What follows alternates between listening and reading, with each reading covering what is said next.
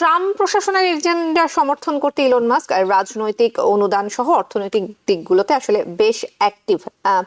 এই ধরনের পদক্ষেপগুলো আসলে বিচার বিভাগের উপর এক ধরনের চাপ সৃষ্টি করে কিনা, গণতন্ত্রের জন্য এক ধরনের হুমকি তৈরি করে কিনা? যাদের গ্যাংস্টার বলে ডিপোর্ট করা হয়েছে একটা এল সালভাদরের কারাগারে, তার প্রেক্ষিতে তিনি এই নিষেধাজ্ঞাটি জারি করেছেন এবং সেই জাজকে ইমপিচ করার ব্যাপারে কিন্তু প্রেসিডেন্ট শপথ গ্রহণ করেননি, পাবলিক সার্ভেন্ট হননি।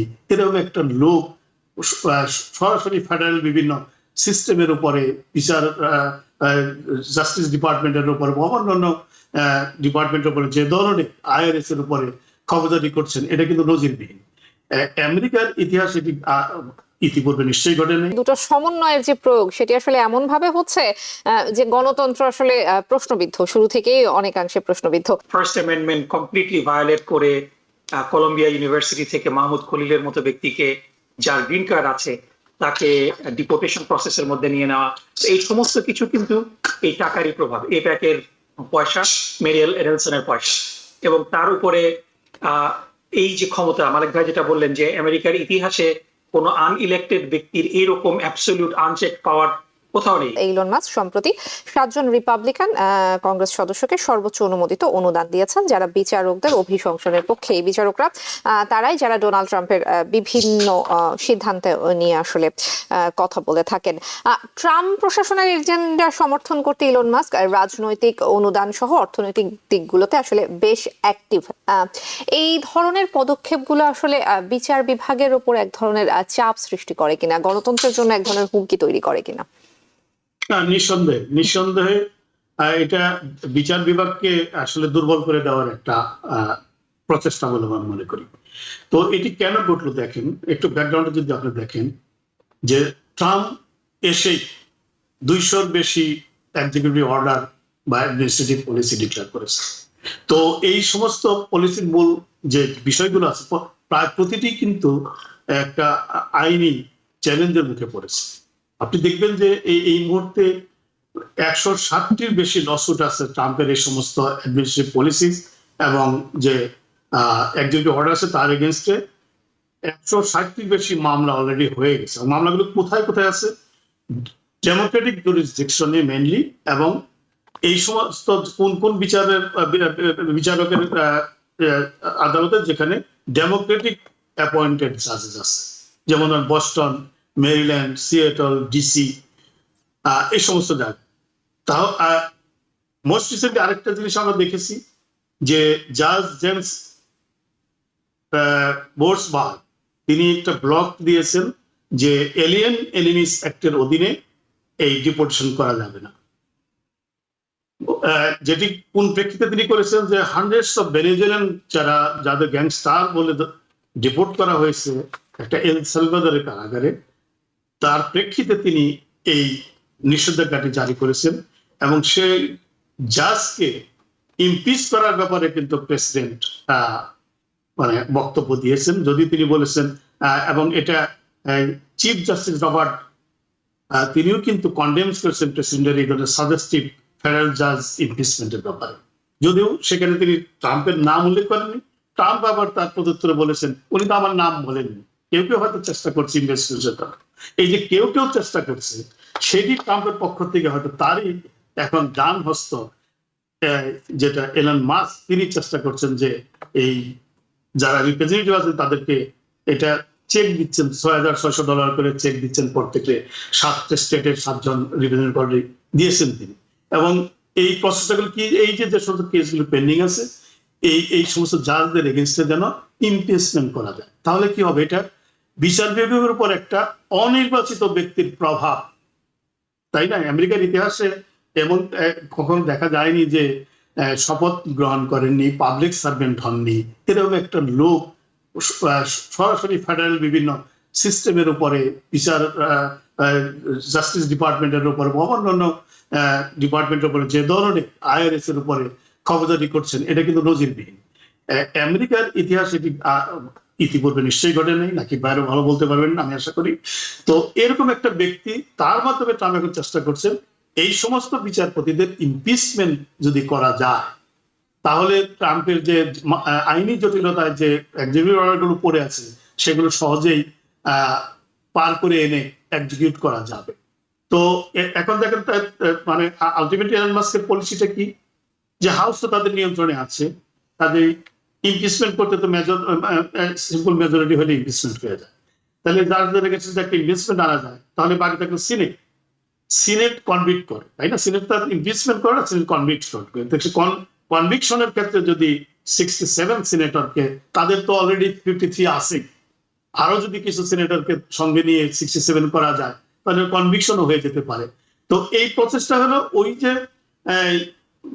আইনের বা মামলার বেড়াজালে যে সমস্ত এক্সিকিউটিভ অর্ডার কার্যকর করা যাচ্ছে না, সেইগুলোকে অ্যাক্সিলেরেট করার জন্য বা সেই প্রতিবন্ধকরা তুলে নেওয়ার জন্য ট্রাম্পই চেষ্টা করছেন এলন মাস্কের মাধ্যমে এই সমস্ত রিপ্রেজেন্টেটিভদের বা রাজনীতিবিদদেরকে কিনে ফেলা। এটা সাধারণত আমরা কি দেখেছি দেখেন, যেমন তৃতীয় বিশ্বের দেশগুলোতে আমরা দেখি বা অনুন্নত গণতান্ত্রিক দেশগুলোতে আমরা কি দেখি, যে পলিটিশিয়ানরা পিছনে পড়ে যাচ্ছে, যারা বিজনেস ম্যাগনেট বা এলিগেন্টস যারা আছে দেশে, তারা কিন্তু ওই সমস্ত দেশের রাজনীতিতে নিয়ন্ত্রণ নিয়ে নেয়। আপনি দেখেন সর্বশেষ যে বাংলাদেশ পার্লামেন্টে কি ছিল, অধিকাংশ পার্লামেন্ট মেম্বার কারা ছিল? ব্যবসায়ীরা, তাই না? টাকা দিয়ে সরকার কিনে ফেলছে, টাকা দিয়ে সমস্ত প্রশাসন কিনে ফেলতো তারা, ব্যবসায়ীরা। ঠিক এলন মাস্কের এই চেষ্টাগুলোকে আমার ওই সমস্ত দেশের যে রাজনীতির যে অবস্থাটা, সেই অবস্থাটাকেই মানে মানে আমার সামনে ছবি হয়ে ভেসে ওঠে। হাওয়ার জানি না শেষ পর্যন্ত কি হবে, সব রিপ্রেজেন্টেটিভ বা সব সিনেটরি যে বিক্রি হয়ে যাবেন, নট লাইক দ্যাট। তবু যেহেতু মেজরিটি তাদের দুই কক্ষে আছে, কি ঘটবে সেটা আমরা বরং অপেক্ষা করি, দেখি কি ঘটতে যাচ্ছে। ডক্টর নাকিবুর রহমান, বিভিন্ন পদের কথা বলি কিংবা বিভিন্ন জায়গার কথা বলি, বিভিন্ন ক্ষেত্রের কথা বলি, এমনকি বিচার বিভাগেও ক্ষমতা এবং অর্থ এই দুটোর প্রয়োগ, আসলে দুটো সমন্বয়ের যে প্রয়োগ, সেটি আসলে এমন ভাবে হচ্ছে যে গণতন্ত্র আসলে প্রশ্নবিদ্ধ, শুরু থেকেই অনেকাংশে প্রশ্নবিদ্ধ। আপনি কিভাবে দেখছেন বিষয়টিকে? জি, মালিক খুব সুন্দরভাবে ব্যাখ্যা করেছে, এবং এখানে আমি একটু বলে রাখি যে মানে 7 জন কংগ্রেসম্যানকে ডোনাল্ড ট্রাম্প ইলন মাস্কের মতো একজন মানে মেগা বিলিয়নার $6,600 7টা চেক ইস্যু করেছে, এটা তার জন্য অলমোস্ট মানে পকেট চেঞ্জের চেয়েও কম। সো এটা তার জন্য কোনো বিষয় না। এবং মানে ইন বিগার ল্যান্ডস্কেপ যদি শুধু এতটুকু অ্যালাউ করা হতো যে ইন্ডিভিজুয়ালরা সর্বোচ্চ $6,600 দিতে পারবে, এতটুকু যদি লিমিটেশন থাকতো, তাহলে কিন্তু আমাদের আমেরিকাতে রাজনীতি এতটা বেশি পলিউটেড হতো না। আমি জাস্ট রেফার করতে চাই যে 2010 সালে সিটিজেন্স ইউনাইটেড ভার্সেস গভর্নমেন্ট যে মামলাটা হয়েছিল, সেই মামলাটার কথা, citizen United versus federal election কমিশনের যে মামলাটা হয়েছিল। সো এটা কিন্তু এই বিষয়টা নিয়েই যে ইন্ডিভিজুয়ালরা ডোনেট করতে পারবে, এটার জন্য একটা লিমিট আছে, কিন্তু কর্পোরেশন, ইউনিয়ন এবং পলিটিক্যাল অ্যাকশন কমিটি প্যাক, তাদের ডোনেশনের ক্ষেত্রে কিন্তু কোনো লিমিট নেই। এবং এই লিমিট না থাকার কারণেই ডোনাল্ড ট্রাম্পের ক্যাম্পেইনে ইলন মাস্ক $300 মিলিয়ন দিয়েছেন, ম্যারিয়েল এডেনসন $100 মিলিয়ন দিয়েছেন, এবং এই টাকার বিনিময়ে মূলত তারা ক্ষমতা ক্রয় করে নিয়েছেন। আমরা আজকে যে আবার যদি ফিরে যাই, ইসরায়েলের গাজাতে সিজফায়ার ভঙ্গ করে হামলা করা, তারপরে গাজাকে রিসোর্ট বানানোর প্রপোজাল, ওয়েস্ট ব্যাংককে অ্যানেক্স করা, তারপরে যেইভাবে আমেরিকার যেই মানে পলিটিক্যাল যেই সেফগার্ড গুলা, ফার্স্ট অ্যামেন্ডমেন্ট কমপ্লিটলি ভায়োলেট করে কলম্বিয়া ইউনিভার্সিটি থেকে মাহমুদ খলিলের মতো ব্যক্তিকে, যার গ্রিন কার্ড আছে, তাকে ডিপোর্টেশন প্রসেসের মধ্যে নিয়ে নেওয়া, এই সমস্ত কিছু কিন্তু এই টাকারই প্রভাব, এই প্যাকের পয়সা, মেরিয়েল এডেলসনের পয়সা। এবং তার উপরে এই যে ক্ষমতা, মালিক ভাই যেটা বললেন যে আমেরিকার ইতিহাসে কোনো আনইলেক্টেড ব্যক্তির এইরকম অ্যাবসলিউট আনচেক পাওয়ার কোথাও নেই। এবং মানে সবচেয়ে দুঃখের বিষয় হলো যে ইলন মাস্কের এই অথরিটিটার কোনো অ্যাকাউন্টেবিলিটি নেই। অন্য যে কোনো অফিসিয়াল, ইভেন প্রেসিডেন্টের অফিসকে কংগ্রেস কিন্তু তলব করতে পারে, কিন্তু এমন ভাবে বিষয়টা ডজের মেকানিজমটা সেট আপ করা হয়েছে যে ইলন মাস্ক হলো আনঅ্যাকাউন্টেবল টু এনিবডি। এবং এটার কারণটা হলো সেই citizen United versus federal election কমিশনের যেই মামলাটাকে আপহোল্ড করা হয়েছিল, তাই না? সো এই জায়গাটা আমেরিকার একটা বড় গণতন্ত্রের একটা সমস্যা, যে এখানে বড় বড় ব্যবসায়ীরা আনলিমিটেড অ্যামাউন্ট ডোনেট করতে পারে ক্যাম্পেইন ফাইন্যান্সে বিভিন্ন প্যাকের মাধ্যমে। তাদের এই ইন্ডিভিজুয়াল $6,600 ক্যাপের মধ্যে থাকতে হয় না, এবং মূলত তারা সবকিছু নিয়ন্ত্রণ করে। এবং এখানে ইলন মাস্ক যেটা করছেন এটা কিন্তু একটা শুরু, যে তিনি $6,600 দিয়ে শুরু করেছেন, এবং তিনি যেই 6 জনকে কিংবা 7 জনকে তিনি চেক দিয়েছেন তারা কিন্তু সবচেয়ে অ্যাগ্রেসিভ এবং সবচেয়ে রাইট উইং, আপনার লরেন ববেট কে দিয়েছেন, মানে যিনি মানে খুবই টক্সিক একটা র্যাবিট একজন কংগ্রেসম্যান। সমস্ত কিছু মানে যা সমস্ত বিষয়ে তিনি এক্সট্রিম পজিশন নেন, এবং মূল উদ্দেশ্য হলো মালিক ভাই যেটা বলেছেন যে এক্সিকিউটিভ অর্ডার গুলা ডোনাল্ড ট্রাম্প সাইন করছেন, এগুলার অনেকগুলাই ব্লক হয়ে যাচ্ছে, যাতে করে জাজরা একটা ভয়ের মধ্যে থাকে। এবং এই আমেরিকার জুডিশিয়াল সিস্টেমটা কিন্তু অনেক আগেই করাপ্টেড হয়ে গিয়েছে, যখন আমরা দেখেছি যে এখানে একেবারে পার্টিজান, আমরা পার্টিজান নমিনেশন আগেও দেখেছি, কিন্তু ইভেন পার্টিজান নমিনেশনের মধ্যেও অ্যান্টনি স্কালিয়ার মতো ব্যক্তিকে নমিনেট করা হয়েছে, যিনি ডেফিনেটলি অ্যাবর্শন কিংবা কিছু কিছু বিষয়ে তার একটা অবস্থান ছিল, কিন্তু তিনি কিন্তু তার নিজস্ব বিশ্বাসকে সবসময় কম প্রাধান্য দিতেন, আইনকে সবচেয়ে বেশি প্রাধান্য দিতেন। সো এরকম ফিগারদেরকে ইভেন পার্টিজান ক্ষেত্রেও কিন্তু এরকম ব্যক্তিদেরকে আনা হতো, যারা তাদের একটা কনজারভেটিভ কিংবা লিবারাল ভিউ থাকলেও আইনের প্রতি তাদের শ্রদ্ধা থাকতো। কিন্তু আমরা দেখেছি যে বিগত দিনগুলোতে ক্লেরেন্স থমাসের মাধ্যমে জুনিয়র বুশ প্রথম এটাকে করাপ্ট করলেন, একেবারে মানে যোগ্যতার চেয়ে পার্টি লয়্যালটিকে গুরুত্ব দিয়ে তাকে নমিনেট করা হলো। তারপরে আমরা দেখেছিলাম যে বিগত ট্রাম্পের আমলে 3 জন ব্যক্তিকে নমিনেট করা হলো, এবং খুব দুর্ভাগ্যজনক ভাবে যে অ্যান্থনি স্কালিয়া মারা গিয়েছিলেন ওবামার আমলে, কিন্তু ওবামাকে কোনো সুযোগই দেওয়া হলো না কোনো নমিনিকে আনতে। কিন্তু অন দ্য আদার হ্যান্ড যখন আরবিজি যখন মারা গেলেন, তখন কিন্তু খুব অল্প সময় ছিল ডোনাল্ড ট্রাম্পের, ঠিক একই সিনারিও ছিল যখন অ্যান্থনি স্কালিয়া মারা গিয়েছে।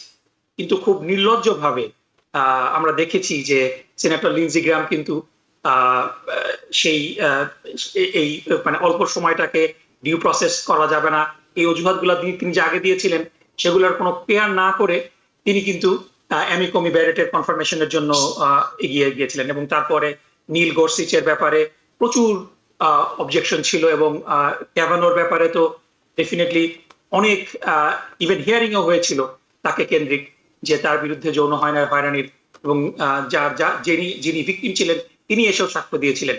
কিন্তু তারপরও আমরা দেখেছি যে ক্যাভানোর কিন্তু কনফার্মেশন হয়ে গিয়েছে। সো এখন আমাদের সুপ্রিম কোর্ট কিন্তু পুরাপুরি রাইট উইং টিল্টেড, এবং এমন ব্যক্তিদেরকে দিয়ে, জন রবার্টস ডেফিনেটলি রাইট উইং হলেও তিনি কিন্তু এই ক্যাটাগরির মধ্যে পড়েন না, তিনি মাঝে মাঝে কিন্তু তার পার্টিজান অবস্থান থেকে সরে আসেন। সো সুপ্রিম কোর্ট লেভেলে এই অবস্থা। তারপরেও বিগত দিনগুলোতে যে সার্কিট কোর্ট গুলাতে যে বিচারপতিদেরকে জাজদেরকে নিয়োগ দেওয়া হয়েছে, এখন তাদেরকে টার্গেট করা হচ্ছে ইমপিচমেন্টের জন্য এই চেকের মাধ্যমে, এবং $6,600 কিন্তু শুরু। এবং এটা দিয়ে ইলন মাস্ক কিন্তু একটা মেসেজ দিচ্ছেন যে তোমরা যদি আমার এই অল্প পয়সা নিয়ে কিছু কাজ করো, তোমাদের জন্য তখন $1 মিলিয়ন আসবে। একটা কংগ্রেশনাল সিটে যদি ইলন মাস্ক যদি তার প্যাকের মাধ্যমে $50,000 ডোনেট করেন, তিনি ব্যক্তিগতভাবে পারবেন না, কিন্তু পলিটিক্যাল অ্যাকশন কমিটির মাধ্যমে কিন্তু পারবেন আনলিমিটেড, যেটা citizen United versus federal election commission যেটা অ্যালাউ করেছে। সো এখানে আমাদের ফিরে যেতে হবে ফান্ডামেন্টালে, যে বার্নি স্যান্ডার্স গত কংগ্রেসে যে বিলটা এনেছিলেন, এটা কিন্তু এই সিটিজেন ইউনাইটেডটাকে অ্যাবলিশ করার জন্য, যে কর্পোরেশনদের কিংবা পলিটিক্যাল অ্যাকশন কমিটি কিংবা লেবার ইউনিয়নের এরকম আনলিমিটেড ডোনেশনের ক্ষমতা থাকা উচিত না। যার কারণে আমরা দেখেছি যে আইআর-এর কাছে কংগ্রেস জিম্মি, আমরা দেখেছি আইপ্যাক এর কাছে কংগ্রেস জিম্মি, এবং এখন আমরা দেখছি যে ইলন মাস্কের কাছে সবাই জিম্মি হয়ে যাচ্ছে। নিউ ইয়র্ক থেকে সম্প্রচারিত TVN 24 টেলিভিশন বিশ্বজুড়ে বাঙালির কণ্ঠস্বর।